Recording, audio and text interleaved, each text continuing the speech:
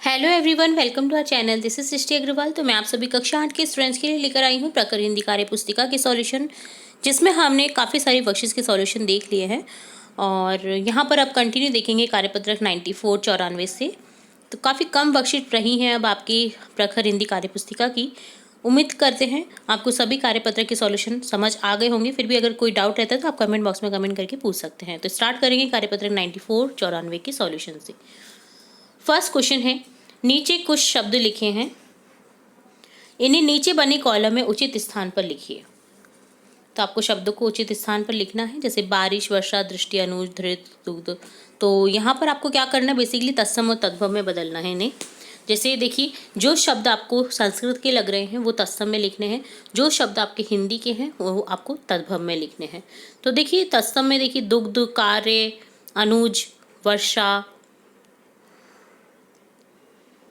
वृष्टि, घृत, वृक्ष, ये सभी कहाँ हैं, कहाँ जाएंगी, ये घृत है ना।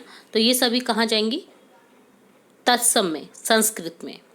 ठीक है, अब यहाँ पर देखिए वृक्ष वर्ष भी लिख देंगे ना। तो यहाँ पर तद्भव में लिखेंगे दूध, काज, छोटा, बारिश, अलग, घी, छोटा, नज़र, पेड़, हाथ, ये सभी हिंदी के शब्द आ जाएंगे। तो आपको यहाँ पर वर्ष भी लिख देना है। ठीक है, तत्सम में मैं आपको फिर से रिपीट कर रही हूँ, वर्ष। ओके, यहाँ पर आएगा तत्सम में। तो यहाँ पर आपको इस तरह से लिखना था। अब देखिए निम्न शब्दों के तत्सम रूप लिखिए, यानी आपको संस्कृत में लिखना है हिंदी शब्दों को। जेठ, ज्येष्ठ, दांत, दंत, धर्म, धन, घोड़ा, घोटक, आँख, अक्षी, माटी, मिट्टी, आखर, अक्षर, कर्म, कर्म, मकान, गृह। नेक्स्ट है तद्भव एवं तत्सम शब्दों का वाक्य में प्रयोग कीजिए। दूध, बच्चों को दूध अवश्य पीना चाहिए। दुग्ध, दुग्ध का एक वाहन मथुरा जा रहा था। काज, कौन सी काज कठिन जगमाही। कार्य, हमें अपना कार्य समय पर करना चाहिए। तो इस तरह से आपको यहाँ पर इन शब्दों का यूज़ करना था। चलिए, ये होता है डन आपका कार्यपत्रक 94 का सॉल्यूशन। अब देखेंगे कार्यपत्रक 95। यहाँ पर एक कविता है जिसे पढ़ना है। देखिए, डाल पर उल्टे लटके बच्चे, तोड़ रहे थे आम वो कच्चे, लगा पेड़ पर था एक छत्ता, गिरा टूटकर उस पर पत्ता। जैसे ही उस पर गिरेगा तो आगे क्या होगा, आपको कल्पना से आगे बढ़ाना है इस कविता को। मधुमक्खियाँ बैठी उसमें, उनको आया बहुत ही गुस्सा, उड़कर सारी बाहर आ गई करने बच्चों पर वे हमला। काटा सबने इधर उधर से, सबक सिखाना था जो पक्का, सारे बच्चे गिरे धड़ाम, गिर गए सारे कच्चे आम, अब ना तोड़ेंगे चोरी से तौबा तौबा कच्चे आम। तो इस तरह से आपको अपनी कल्पना से इस कविता को आगे बढ़ाना था, और इसे लर्न भी जरूर करें और सुनाइए अपनी बाल सभा में, अपने कहीं भी फंक्शन जो आपके होते हैं जहाँ पर आपको कुछ सुनाने का मौका मिलता है, तो ये कविता जरूर से सुनाइए, बहुत ही अच्छी कविता है। तो इस तरह से आपको कल्पना से आगे बढ़ाना था यहाँ पर कविता को। तो ये होता है कार्यपत्र 95 का सॉल्यूशन डन। अब देखेंगे कार्यपत्र 96, जिसमें है एक अनुच्छेद जिसे पढ़ करके प्रश्न के उत्तर देने हैं। तो अनुच्छेद है, चित्तौड़गढ़ शूरवीरों का शहर है जो पहाड़ी पर बने दुर्ग के लिए प्रसिद्ध है। आपने चित्तौड़गढ़ का नाम सुना ही होगा।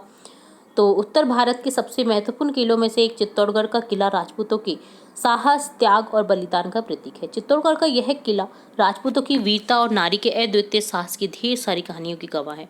चित्तौड़गढ़ मेवाड़ की राजधानी थी। चित्तौड़गढ़ के दुर्ग को विश्व विरासत स्थल घोषित किया गया है। इसे सभी दुर्गों का सिरमौर भी कहा जाता है।